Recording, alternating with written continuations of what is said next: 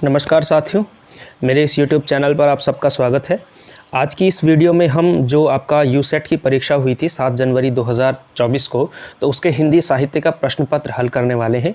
तो बिना किसी देरी के हम लोग शुरू करते हैं और पहला ही क्वेश्चन मेरे पास सेट डी उपस्थित था। तो ये जो प्रश्नों का क्रम है ये सेट डी के अकॉर्डिंग है। तो अगर आपके पास कोई दूसरा सेट हो तो उसके हिसाब से आप अपना क्वेश्चन देख लीजिएगा। तो सेट डी के अनुसार हम लोग कर रहे हैं। क्वेश्चन सबके सेम थे लेकिन क्वेश्चन का क्रमांक सब में अलग अलग था, इसलिए थोड़ा सा ध्यान रखिएगा जब आप लोग अपनी आंसर की को मैच करेंगे। तो पहला क्वेश्चन आपके सामने ये है कि एक सही कविता पहले एक सार्थक वक्तव्य होती है, यह कथन किसका है? तो यह कथन है आपका ऑप्शन नंबर सी, धूमिल का। सुदामा पांडे धूमिल ने कविता के संबंध में यह कहा है कि एक सही कविता पहले एक सार्थक वक्तव्य होती है। अगला क्वेश्चन देखेंगे, काठ का सपना कहानी किसकी है? तो काठ का सपना कहानी है आपकी गजानन माधव मुक्तिबोध की। ऑप्शन नंबर बी इसका सही उत्तर होगा।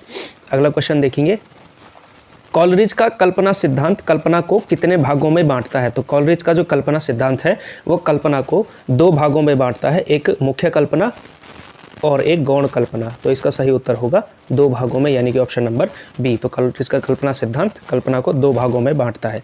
अगला क्वेश्चन देखिए, क्वेश्चन नंबर 4, शुक्ल जी ने किनके निबंधों को बातों का संग्रह कहा है? तो क्वेश्चन नंबर देखिए, इसका सही जवाब होगा आपका option number A, Mahavir Prasad Dwivedi. तो इसका सही उत्तर होगा आपका महावीर प्रसाद द्विवेदी। अगला क्वेश्चन देखिए, निम्न को प्रकाशन वर्ष के अनुसार क्रम में लगाइए। और ये आपके जो ये चारों जो रचनाएं हैं ये हरिवंश राय बच्चन जी के आत्मकथाएं हैं। तो आत्मकथाओं का क्रम आपको लगाना है चारों के हिसाब से कि पहले कौन सी लिखी गई उसको सबसे पहले और अंत में कौन सी लिखी गई उसको सबसे अंत में लगाना है। इस क्रम से आपको लगाना है। तो उसका सही उत्तर होगा आपका, सबसे पहले लिखा गया था क्या भूलूं क्या याद करूं, तो इस हिसाब से तो बी और डी ऑप्शन अपने आप में ही कट हो जाता है। उसके बाद लिखा गया था नीड़ का निर्माण फिर नीड़ का निर्माण फिर उसके बाद लिखा गया था बसेरे से दूर। तो इसके यानी कि बसेरे से दूर, ये वाला ऑप्शन आपका सही होगा, ऑप्शन नंबर ए। तो क्या भूलूं क्या याद करूं, नीड़ का निर्माण फिर बसेरे से दूर और 10 द्वार से सोपान तक, ये आपका सही क्रम होगा। अगला क्वेश्चन देखेंगे, क्वेश्चन नंबर 7, सीढ़ियों पर धूप में संकलित निबंध नहीं है। ये सीढ़ियों पर धूप में ये जो निबंध संग्रह है ये विवेकी राय का निबंध संग्रह है और इसमें कौन सा निबंध है वो संकलित नहीं है। तो इसका सही उत्तर है उठ जाग मुसाफिर। उठ जाग मुसाफिर अपने आप में एक निबंध संग्रह है, तो उठ जाग मुसाफिर इसका सही उत्तर होगा। उठ जाग मुसाफिर इसमें संकलित नहीं है, बल्कि उठ जाग मुसाफिर नाम का ही एक निबंध संग्रह था, उसमें यह संकलित है। अगला क्वेश्चन देखिए, इनमें से कौन सा उपन्यास सूरदास पर आधारित है? तो सूरदास पर आधारित उपन्यास इनमें से कौन सा है? तो इसका सही उत्तर है आपका ऑप्शन नंबर सी, खंजन नयन। खंजन नयन सूरदास पर आधारित उपन्यास है और आपको अपने कमेंट सेक्शन में ये बताना है कि मानस का हंस ये किस पर आधारित उपन्यास है, यानी कि किसके जीवन पर आधारित उपन्यास है। और दोनों ही उपन्यास मैं आपको बता देता हूँ कि ये अमृतलाल नागर के उपन्यास है, अमृतलाल नागर के उपन्यास है। अगला क्वेश्चन देखिए, क्वेश्चन नंबर 9, इनमें से कौन सा उपसर्ग फारसी का है? तो यानी कि आपको बताना है कि फारसी परंपरा से इसमें से कौन सा उपसर्ग है। तो इसका सही उत्तर होगा आपका बद उपसर्ग। ठीक है, बद उपसर्ग कौन से लगते हैं? जैसे जो बदतमीज़, इस तरह से जो शब्द लगता है, जो बुरे के सेंस में बद उपसर्ग का प्रयोग होता है, तो बदतमीज़ यानी कि बद क्या है, इसका फारसी का है। प्रति संस्कृत की परंपरा का है। तत्सम अभी संस्कृत से आता है, यानी कि तत्सम का। और अध जो है ये एक देशज उपसर्ग है। तो इस तरह से इसका सही उत्तर होगा option number A. Question number 10 देखिए, शुद्धाद्वैतवाद के प्रणेता कौन है? तो शुद्धाद्वैतवाद भक्तिकालीन दर्शनों में आपको आना चाहिए कि शुद्धाद्वैतवाद इसका सही उत्तर आपका होगा। तो इसका सही उत्तर होगा ऑप्शन नंबर बी, वल्लभाचार्य। तो वल्लभाचार्य इसका सही उत्तर है, शुद्धाद्वैतवाद के प्रणेता। रामानुजाचार्य हैं आपके विशिष्टाद्वैतवाद के प्रणेता, विशिष्टाद्वैतवाद। इसके अलावा वल्लभाचार्य शुद्धाद्वैतवाद के, चैतन्य महाप्रभु हैं इनके अचिंत्य द्वैताद्वैतवाद, अचिंत्य भेदवाद के। शंकराचार्य हैं आपके अद्वैतवाद के। तो ये भक्तिकालीन दर्शन और दार्शनिक आपको याद रखना चाहिए, किसी भी परीक्षा के लिए महत्वपूर्ण हो सकता है। अगला क्वेश्चन देखेंगे आप लोग, 11वां, सेक्सुअल पॉलिटिक्स किसकी रचना है? तो सेक्सुअल पॉलिटिक्स जो रचना है वो कैट मिलर की रचना है, ऑप्शन नंबर ए इसका सही उत्तर होगा। क्वेश्चन नंबर 11 का ए इसका सही उत्तर होगा। अगला क्वेश्चन देखेंगे, वजीरा पानी पिला उक्त कथन किसका है? तो वजीरा पानी पिला, वजीरा क्योंकि वजीर सिंह ये एक कहानी का पात्र है, कहानी का नाम है उसने कहा था। तो उसने कहा था आपके सिलेबस की कहानी है। तो वजीरा पानी पिला ये कथन है आपका लहना सिंह का, जब वो युद्ध में घायल हो चुका है गोली लगने से, तो लहना सिंह ये कथन कहता है। अगला क्वेश्चन देखेंगे, क्वेश्चन नंबर 13 कि निम्न ग्रंथों को बढ़ते क्रम में लगाइए। और ये आप अपने रीजनिंग के माइंड से भी कर सकते थे। देखिए, दोहावली और रामचरितमानस तुलसीदास की रचना है, सतसई बिहारी की रचना है। रामगीता अगर आपको नहीं भी पता है, जैसे मुझे फॉर एग्जांपल यहाँ पे नहीं पता है कि रामगीता किसकी रचना है, तो आप देखेंगे कि रामचरितमानस लिखी गई थी दोहावली से पहले, तो इसका मतलब पहला ऑप्शन यहाँ पे कट हो जाएगा। और सतसई का मतलब है बिहारी सतसई, तो बिहारी सतसई है सतसई का मतलब, ठीक है, तो ये आपको ध्यान रखना है। अब देखेंगे कि दोहावली यहाँ पे पहले लिखा गया है, दोहावली पहले नहीं लिखी गई थी, ये वाला ऑप्शन यहाँ पे कट हो जाता है। दूसरा ऑप्शन देखेंगे रामचरितमानस से पहले, रामचरितमानस दोहावली से पहले लिखी गई थी और उसके बाद सतसई लिखी गई थी, तो इस ऑप्शन को हम लोग फिलहाल कंटेंशन में रख सकते हैं। अगला क्वेश्चन देखेंगे रामचरितमानस फिर दोहावली और फिर रामगीता, लेकिन सतसई यहाँ पे पहले लिखा हुआ है, तो ये ऑप्शन भी गलत हो जाएगा, क्योंकि सतसई रीतिकाल की रचना है, तो क्रम ये होना चाहिए कि पहले रामचरितमानस फिर दोहावली फिर सतसई। और यहाँ पे आप देखें कि दोहावली पहले आ गया, सतसई पहले, तो ये भी ऑप्शन गलत। अर्थात इसका जो सबसे सटीक आंसर होगा ऑप्शन नंबर बी इसका सही आंसर होगा। पहले रामगीता, फिर रामचरितमानस, फिर दोहावली और फिर सतसई, इस तरह से ऑप्शन नंबर बी इसका सही उत्तर होता। अगला क्वेश्चन देखिए, क्वेश्चन नंबर 14, ये मैच करना था आपको। रचना, एक तरफ रचना लिखी हुई थी, दूसरी तरफ रचनाकार इसमें दिया हुआ था। तो सबसे पहला ऑप्शन देखेंगे आप, स्केच ऑफ हिंदी लिटरेचर। ये स्केच ऑफ हिंदी लिटरेचर जो रचना है वो है आपकी ग्रीव्स की रचना है, ठीक है। हिस्ट्री ऑफ लिटरेचर आपकी FEK की रचना है। हिंदी साहित्य विमर्श पद्मलाल पुनालाल बख्शी की रचना है। और हिंदी के मुसलमान कवि अखोरी गंगा प्रसाद सिंह की रचना है। तो इस तरह से आप देखेंगे कि A1 और B3, A1 B3 वाला जो है आपका, इसका मतलब ऑप्शन नंबर A इसका सबसे सही आंसर होगा, ठीक है। अगला क्वेश्चन देखेंगे कि भयानक समस्या है, मूर्खों ने स्वार्थ के लिए साम्राज्य के गौरव का सर्वनाश करने का निश्चय कर लिया है। उक्त कथन किसका है एवं कहाँ से लिया गया है? तो ये कथन है आपका मंदाकिनी का और ध्रुव स्वामिनी नाटक से ये लिया हुआ है। प्रसाद का बड़ा प्रसिद्ध नाटक है ध्रुव स्वामिनी और आपके सिलेबस का लगा हुआ नाटक है, इसलिए यहाँ से ये क्वेश्चन आया हुआ है। अगला क्वेश्चन 16वें प्रश्न का उत्तर मुझे मिला नहीं है, इसलिए आप लोग इसको देख लीजिएगा। 17वां क्वेश्चन देखिए, यह कि क्या तुम स्त्री हो, क्या स्त्री होना पाप है? तो ये जो कथन है वो किस कहानी से संबंधित है? तो ये कथन आपकी आकाशदीप कहानी से संबंधित है। आकाशदीप कहानी जयशंकर प्रसाद की कहानी है, तो इसका सही उत्तर है ऑप्शन नंबर बी।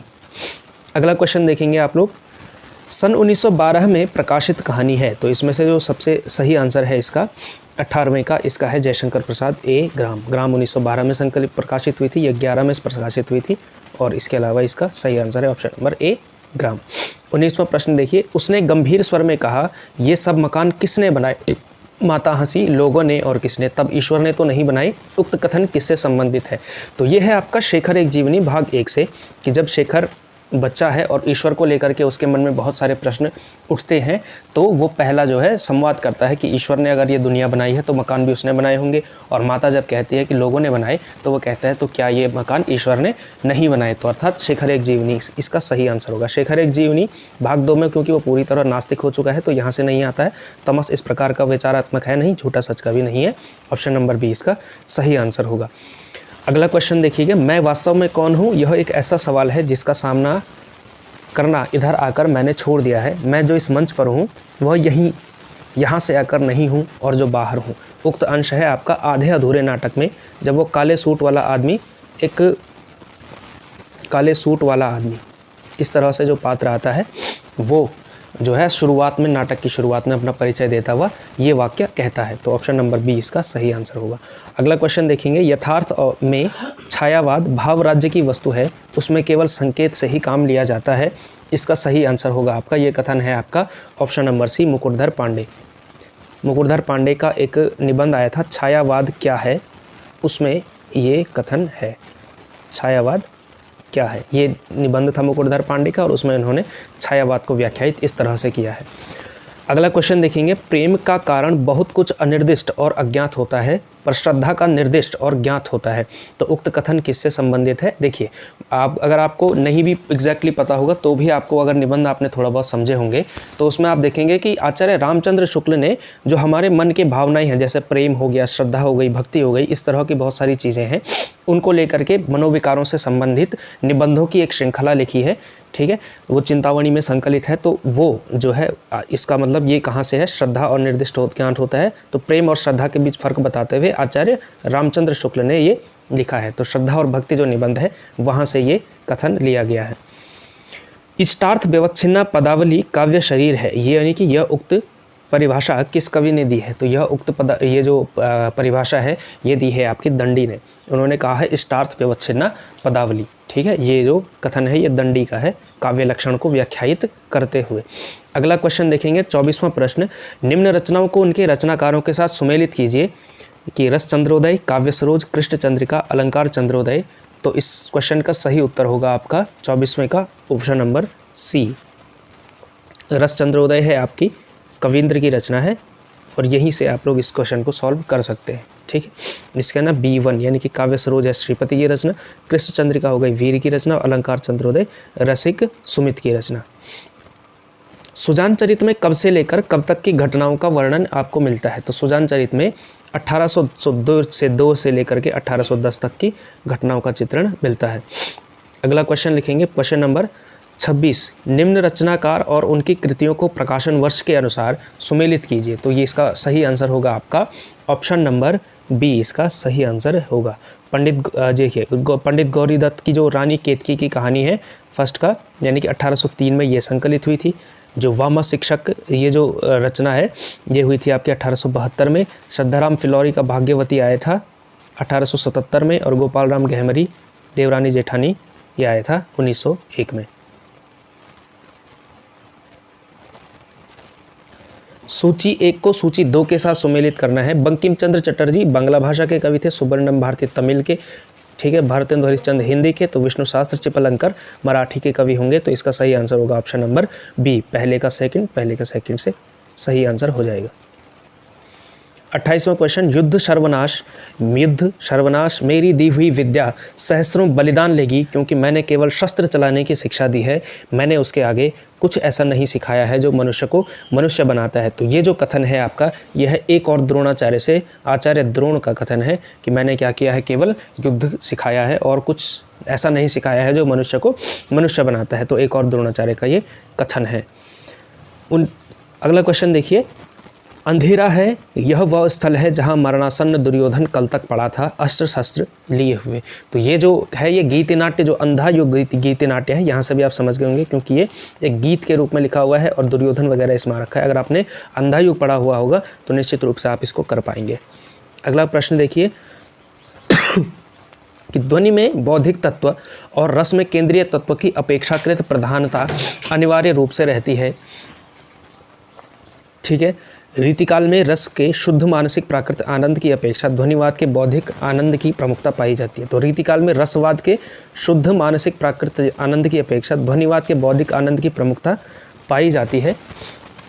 तो 31वां जो क्वेश्चन है इसका होगा आपका ऑप्शन नंबर बी सही होगा, क्योंकि ध्वनि में जो है बौद्धिक तत्व और रस में केंद्रीय तत्व की अपेक्षा प्रधानता रहती है, लेकिन रीतिकाल में रसवाद के शुद्ध मानसिक प्राकृतिक आनंद की अपेक्षा ध्वनिवाद के बौद्धिक आनंद की प्रमुखता ऐसा नहीं है, क्योंकि रीतिकाल में आप लोग देख रहे हैं कि रीति मुक्त धारा भी आती है जिसमें रसवाद का शुद्ध मानसिक प्राकृतिक आनंद भी आपको प्राप्त होता है।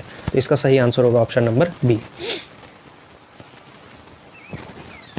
31वां क्वेश्चन है नहीं, हाँ 32वां क्वेश्चन, पश्चिमी नवजागरण अपने आप को मध्यकालीन चेतना से व चर्च के चंगुल से मुक्त करता है। बिल्कुल सही बात है, ठीक है, वो डार्क एज कहता है अपने मध्यकाल को, और नवजागरण जो है पश्चिम का जो नवजागरण है अपने आप को मध्यकाल से अलग करता है। लेकिन जो भारतीय नवजागरण है वो अपने अतीत पर गर्व करता है और अतीत से जुड़ा हुआ है। तो इसका मतलब ए और बी दोनों सत्य है।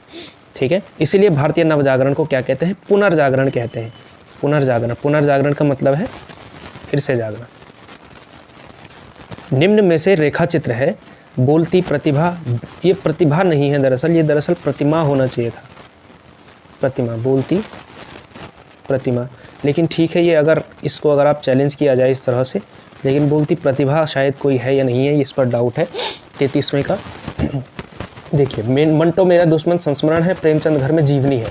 तो इसका मतलब ए और बी एक ही आपका बच जाता है, ए और बी आपका सही आंसर, क्योंकि मंटो मेरा दुश्मन जो है ये एक संस्मरण है और प्रेमचंद घर में ये एक जीवनी है। तो ए और बी ही इसका सही आंसर बनता है।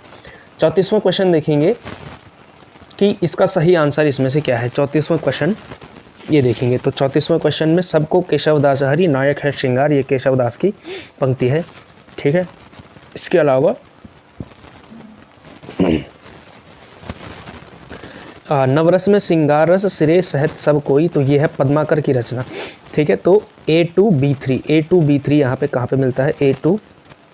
A2B3 आपका ऑप्शन नंबर सी में, अर्थात इसका ऑप्शन नंबर सी सही उत्तर होगा।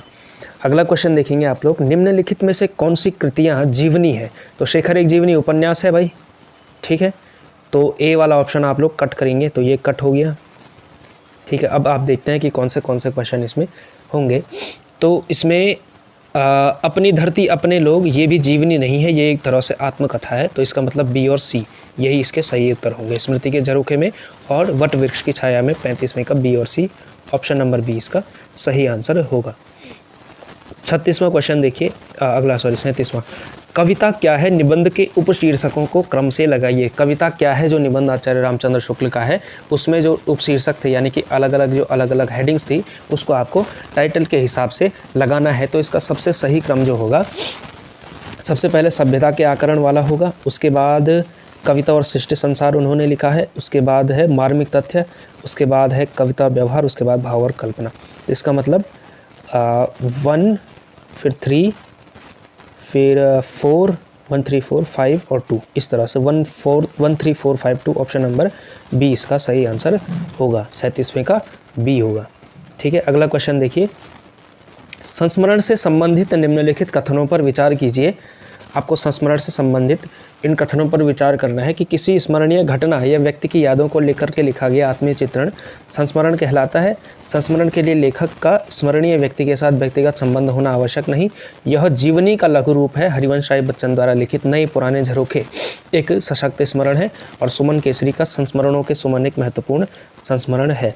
तो 38वां इसका सही उत्तर होगा आपका ऑप्शन नंबर डी। 1 3 और 4 ही इसका सही उत्तर होगा, क्योंकि व्यक्ति के साथ व्यक्तिगत संबंध होना आवश्यक नहीं है, ऐसा नहीं है, व्यक्तिगत संबंध होना आवश्यक है, वरना आप संस्मरण कैसे लिखेंगे? जिस व्यक्ति को आप व्यक्तिगत रूप से नहीं जानते उसके बारे में आपकी स्मृतियां कैसे बन सकती हैं? तो 2 तो इसका नहीं होना चाहिए। और 5 ये सुमन केसरी का नहीं है, संस्मरणों के सुमन ये किसी और का है, रचनाकार मैं फिलहाल भूल गया हूँ, लेकिन सुमन केसरी का ये नहीं है। तो 1 3 और 4 इसका सही आंसर होगा। अगला क्वेश्चन देखिए कि एक बूंद सहसा उछली में आपका और फिर उसके बाद हरी घाटी जो है ये रांची से संबंधित है। चीड़ों पर चांदनी पूर्वी यूरोप, आखिरी चट्टान तक दक्षिण भारत, मोहन राकेश का एक बूंद सहसा उछली यूरोप। तो A3 जहाँ पर मिलेगा आपको A3, ऑप्शन नंबर सी इसका सही उत्तर होगा। 39 का सी इसका सही उत्तर होगा।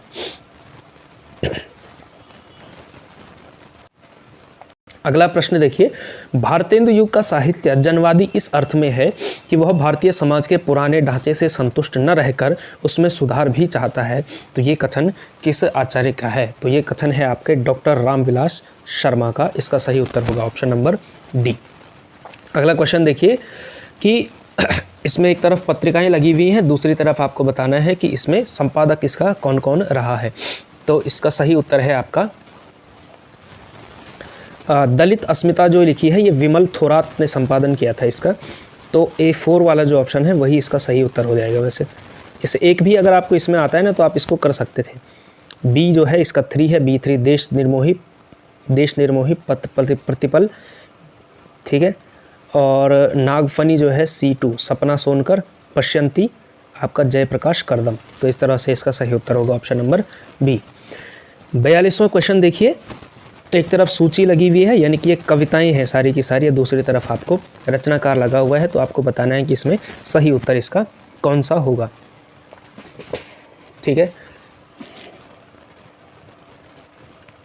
तो पृथ्वी कल्प जो रचना है वो गिरिजा कुमार माथुर की है। तो B1 अगर किसी किस्म है, B1 केवल एक ऑप्शन में है तो ऑप्शन नंबर सी इसका सही आंसर हो जाएगा। A2 आओ ना शमशेर बहादुर सिंह, B2 C4 आपका केदारनाथ सिंह का है, वहाँ से देखो। और तूज की आग जो ये रचना है B3 यानी कि D3 भवानी प्रसाद मिश्र का है। तो एक क्वेश्चन से भी सारे के सारे ऑप्शन सही हो जाते हैं, तो इसका ऑप्शन सही होगा ऑप्शन नंबर सी। 43वां क्वेश्चन देखिए, एक तरफ आपका रचनाएं लगी हुई हैं, दूसरी तरफ आपको बताना है कि ये रचनाकार आपको बताना है। त्रिशंकु जो है अज्ञेय की रचना है, जानते होंगे आप लोग, C2। तो C2 कहाँ पर है? C2 केवल एक जगह पर है, ऑप्शन नंबर बी इसका सही आंसर होगा। हिंदुस्तानी व्याकरण ये जो रचना है ये बेंजामिन शुक्ल की रचना है। मैथिली शरण गुप्त है आपकी रामधारी सिंह दिनकर की। साहित्य का उद्देश्य प्रेमचंद का निबंध है। अगला क्वेश्चन देखेंगे, महायान अर्थात बड़ी गाड़ी के आरोहियों का दावा है कि ऊंचे नीचे छोटे बड़े सबको अपनी विशाल गाड़ी में बैठाकर निर्वाण तक पहुंचा सकते हैं।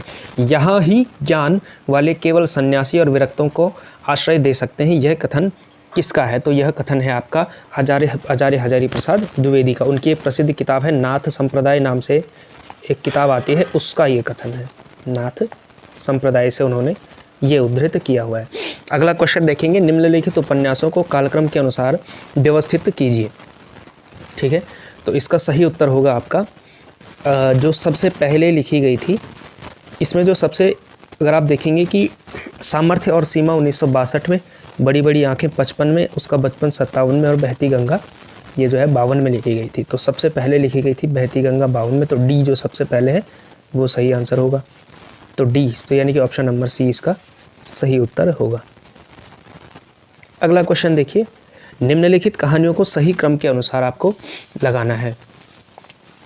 ठीक है, और ये वाला जो क्वेश्चन है, ये प्रश्न ही गलत है, क्योंकि कोई भी ऑप्शन जो है इससे मैच करता हुआ नहीं नज़र आता। ये क्वेश्चन ही आपको, इस क्वेश्चन को चाहे तो आप चैलेंज भी कर सकते हैं, क्योंकि कोई भी ऑप्शन इसमें से गिवन वाले का नहीं आता है। 47वां प्रश्न ही गलत है।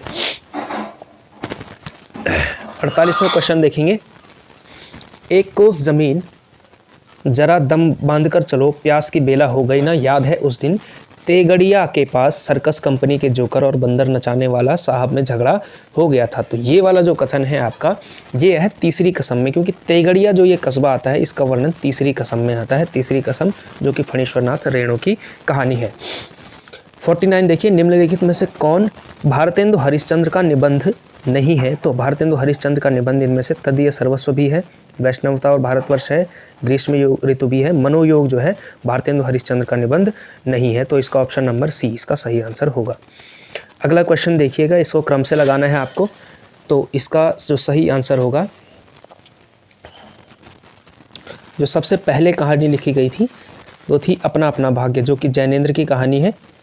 ठीक है, उसके बाद लिखी गई थी ये 1948 में लिखी गई थी, 48, क्योंकि ये 73 में लिखी गई थी शायद, और लाल पान की बेगम भी इसी दौरान। ये सबसे लास्ट में आपका ए वाला आंसर आना चाहिए, सबसे पहले आपका अपना अपना भाग्य आना चाहिए, क्योंकि जैनेन्द्र की है। तो डी जिसमें है वो सही आंसर है, ऑप्शन नंबर बी इसका सही उत्तर होगा, डी बी सी ए। ठीक है, लाल पान की बेगम 50s में लिखी है शायद, 58 में या इस तरह से।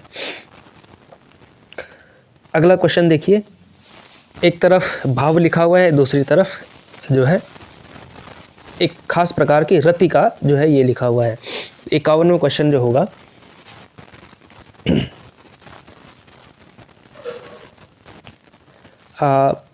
आपको इसमें सही उत्तर ढूंढना है। ठीक, तो इसका जो सही आंसर होगा आप यहाँ से कर सकते हैं, क्योंकि दास के प्रति जो प्रेम दिखाया जाता है उसको अनुकंपा कहा जाता है। तो D3 इसका सही आंसर होगा, D3 केवल एक ही जगह पे है। तो A4 यानी वात्सल्य का कांत, B2 सख्य भाव के प्रति जो होता है वो प्रीति होता है, C1 मधुर यानी कि प्रेम, और दास्य भाव अनुकंपा। तो D इसका सही आंसर होगा।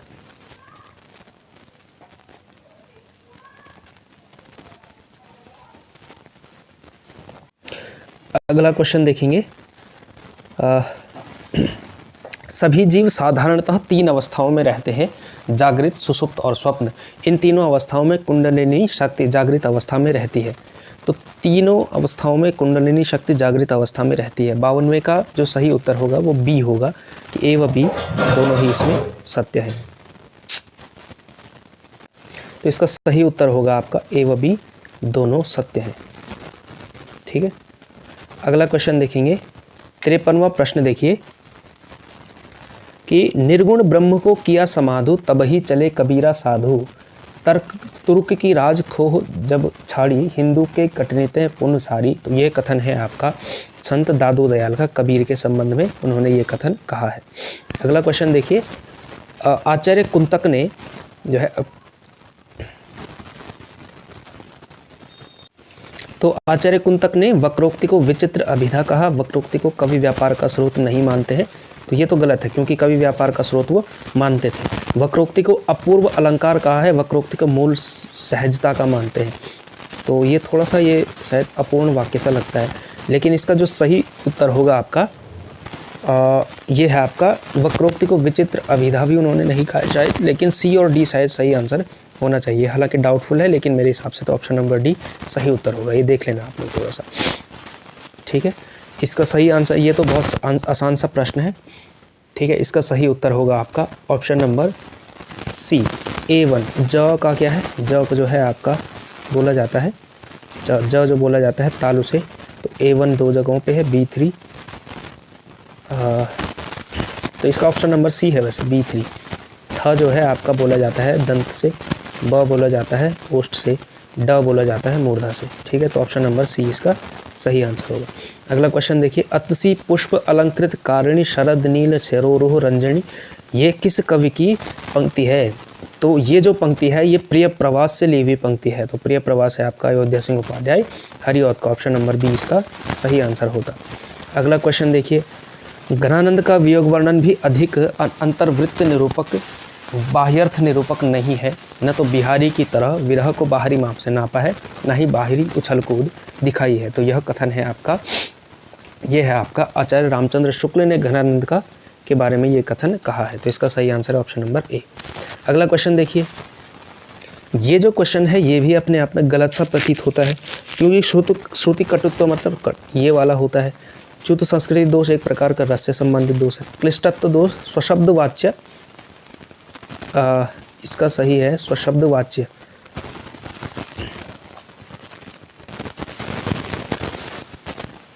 ध्रुव शब्दों का चमत्कार पूर्ण प्रयोग, ये क्वेश्चन इसको थोड़ा सा डाउटफुल मान करके चलिए। ये आप अगला इसको हम अगर मैं कमेंट में जब मुझे मिलेगा तो मैं इसको ऐड कर लूँगा बाद में, ठीक है। फिलहाल इसको क्वेश्चन को छोड़ देते हैं। अगला क्वेश्चन देखिए, चेतना लहर न उठेगी, जीवन समुद्र थीरन होगा, स्वर्ग हो संध्या हो स्वर्ग प्रलय की, विच्छेद मिलन फिर होगा, इसमें कौन सा अलंकार है?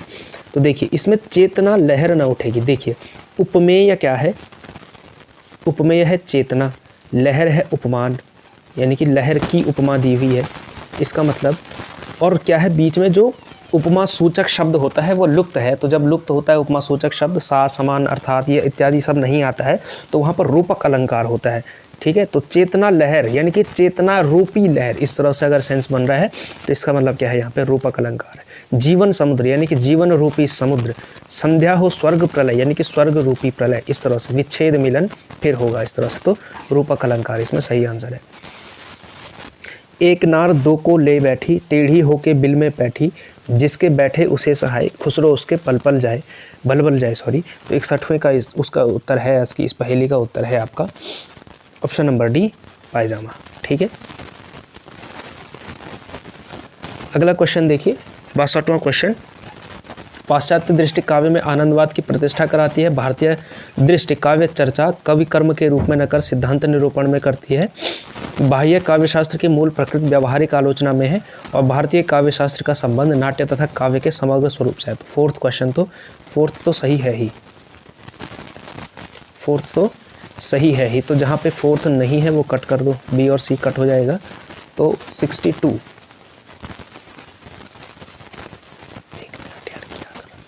ठीक है। इसके अलावा भारतीय दृष्टि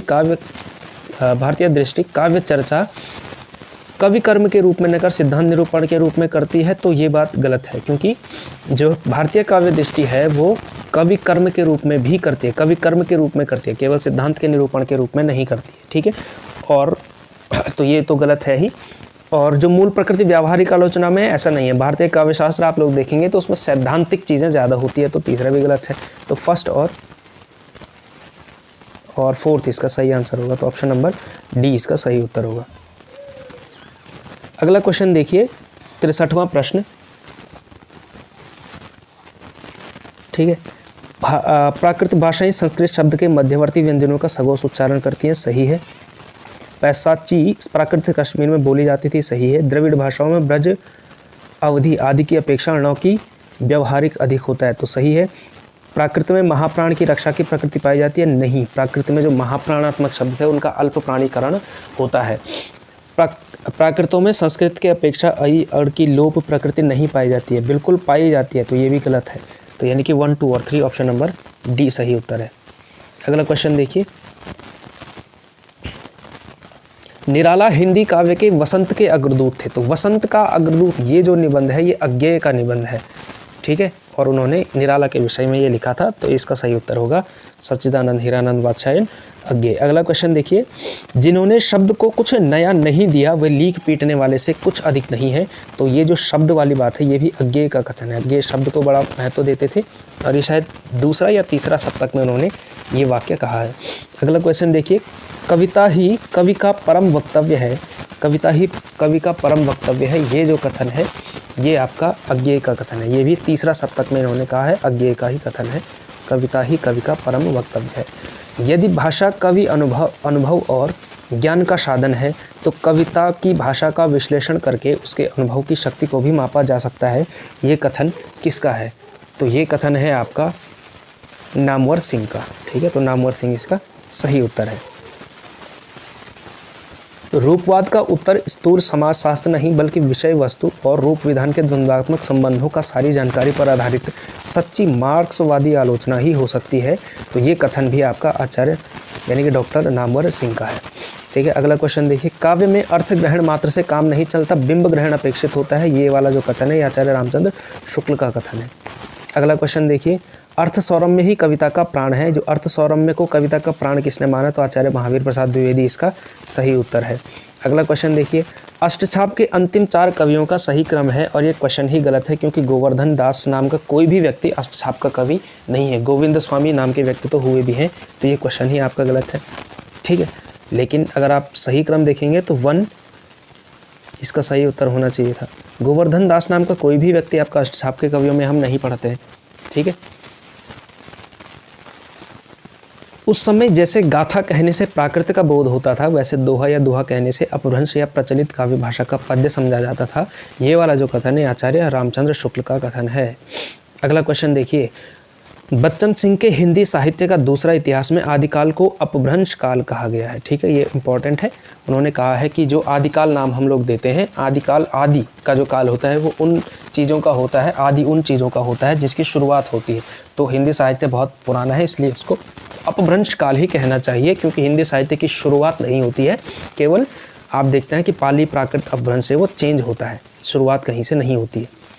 अगला क्वेश्चन देखिए, निम्नलिखित सिद्धांतों को उनके चिंतकों के साथ सुमेलित करना है और ये रस सिद्धांत रस निष्पत्ति से संबंधित चीज़ है, ठीक है, तो इम्पॉर्टेंट है ये भी।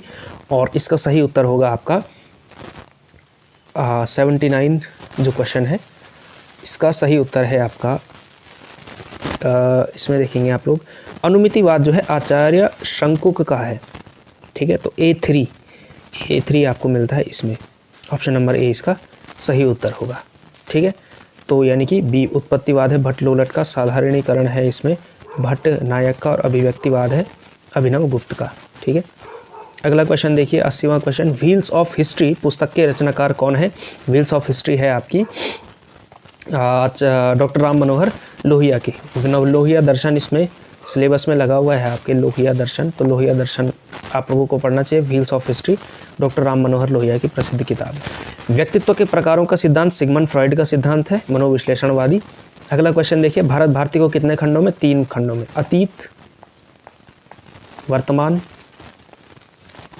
और भविष्य, तो 3 खंड इसमें आते हैं।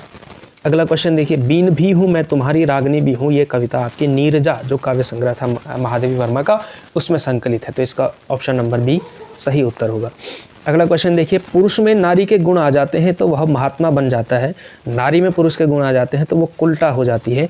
ये जो कथन है ये है आपके गोदान का कथन है, गोदान में प्रेमचंद ने ये कहा है। अगला क्वेश्चन देखिए, देवव्रत मास्टर किस उपन्यास का पात्र है? तो ये जो प्रश्न है इसका सही उत्तर होगा आपका, ये शायद ये झूठा सच में शायद ये मिलता है। मैं इस पर पूरी तरह से श्योर नहीं हूँ, लेकिन इसको जब ऑफिशियल आंसर की आएगी तब देख लीजिएगा। मैं इस पर श्योर नहीं हूँ तो आप इसको स्टार मान करके ही चलिए। अगला क्वेश्चन देखिए, कोशिका घटवार कहानी किस पत्रिका में प्रकाशित हुई थी?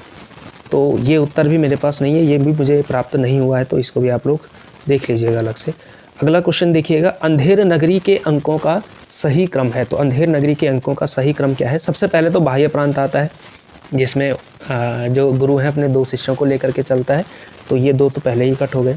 उसके बाद बाजार का दृश्य आता है, शमशान का दृश्य तो बहुत बाद में आता है, इसलिए ऑप्शन नंबर बी इसका सही उत्तर होगा। शमशान अंतिम दृश्य है, तो ऑप्शन नंबर बी सही उत्तर है। अगला क्वेश्चन देखिए कि एक तरफ पात्र हैं, दूसरी तरफ आपको नाटक में लाना है। ठीक है, ये थोड़ा सा अलग कर दिया। अब एक और जहाँ पे आपको अरविंद लिखना चाहिए था तो उन्होंने गलत कर दिया। अरविंद जो है एक और द्रोणाचार्य का पात्र है। ठीक है, तो D4 दो जगहों पर है, ये कट हो जाएंगे। ककड़ी वाला जो है ये है आपका आगरा बाजार का, तो A3 तो ऑप्शन नंबर ए इसका सही उत्तर होगा। ऑप्शन नंबर ए 88वें का ए इसका सही उत्तर होगा। 89 देखिए, सौंदर्य में रहस्य न हो तो वह एक खूबसूरत चौखटा है। ये जो कथन है आपका, यह है गजानन माधव मुक्तिबोध का। 90वां प्रश्न देखिए, निम्नलिखित में से कौन सी रचनाएं दलित आत्मकथाएं हैं? तो दलित आत्मकथाएं हैं इसमें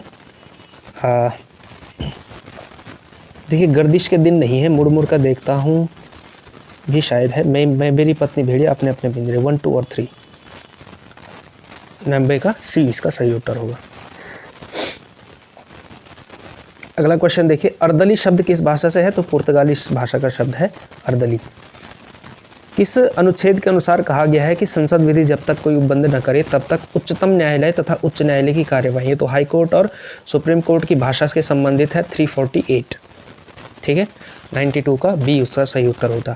अगला क्वेश्चन देखिए, यमुना लहरी है आपकी ग्वाल कवि की रचना। ऑप्शन नंबर सी इसका सही उत्तर होगा। अगला क्वेश्चन देखिए, सर्वेश्वर दयाल सक्सेना किस सप्तक के कवि हैं? तो सर्वेश्वर दयाल सक्सेना आपके तीसरे सप्तक के कवि हैं। ठीक है, अगला क्वेश्चन देखिए, हिंदी की प्रथम आदिवासी स्त्री का कहानीकार हैं आपकी एलिस एका, आदिवासी पहली स्त्री कहानीकार हैं। कल्चर एंड अनार्की ये जो किताब है ये है आपकी मैथ्यू आर्नल्ड की जो है ये किताब है, पाश्चात्य काव्यशास्त्र संबंधी culture and anarchy, Matthew Arnold. अगला क्वेश्चन देखिए, यूरोप का यह अभिव्यंजनावाद हमारे यहाँ के पुराने वक्रोक्ति काव्य जीवितम को ही नया रूप या विलायती उत्थान है। ये जो कथन है, यानी कि यूरोप का जो अभिव्यंजनावाद था क्रोचे का, उसको कुंतक के वक्रोक्तिवाद से जोड़ा है, तो आचार्य रामचंद्र शुक्ल ने जोड़ा है। ऑप्शन नंबर डी इसका सही उत्तर होगा। प्रेम की गूढ़ अंतर्दशा का उद्घाटन जैसा इनमें है वैसा हिंदी के अन्य श्रृंगारी कवि में नहीं। ये कथन आचार्य रामचंद्र शुक्ल ने कहा, घनानंद के बारे में कहा है। ठीक है, तो ये इसका सही उत्तर होगा। अगला क्वेश्चन देखिए, वेदना में एक शक्ति है जो दृष्टि देती है, जो यातना में है वो दृष्टा हो सकता है। ये शेखर एक जीवनी का पहला वाक्य, शेखर एक जीवनी शुरुआत ही यहाँ से होता है। ठीक है, तो ये इसका सही उत्तर होगा। एक क्वेश्चन पीछे रह गया था, क्वेश्चन नंबर 5 ये सेट डी के अनुसार है कि मुक्तिबोध का काव्य संकलन चांद का मुंह टेढ़ा है एक बड़े कलाकार की स्केच बुक लगता है। तो ये जो क्वेश्चन है इसका सही उत्तर है आपका आचार्य रामस्वरूप चतुर्वेदी ने हिंदी साहित्य और संवेदना का विकास इसमें इसको लिखा है। तो इसका सही उत्तर है ऑप्शन नंबर बी।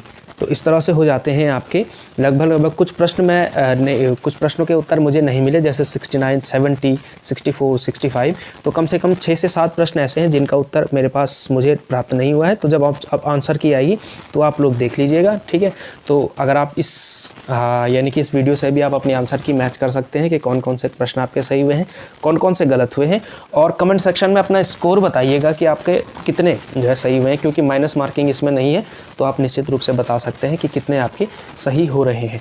ठीक है, तो आप लोग अब कमेंट सेक्शन में अपना स्कोर ज़रूर बताइएगा। और अगर आपको ये वीडियो अच्छा लगा होगा तो वीडियो को करना है अपने लाइक, चैनल को करना है सब्सक्राइब, ताकि आपको हिंदी साहित्य संबंधी अन्य महत्वपूर्ण वीडियो समय समय पर प्राप्त होती रहें। फिलहाल के लिए आपका बहुत बहुत शुक्रिया।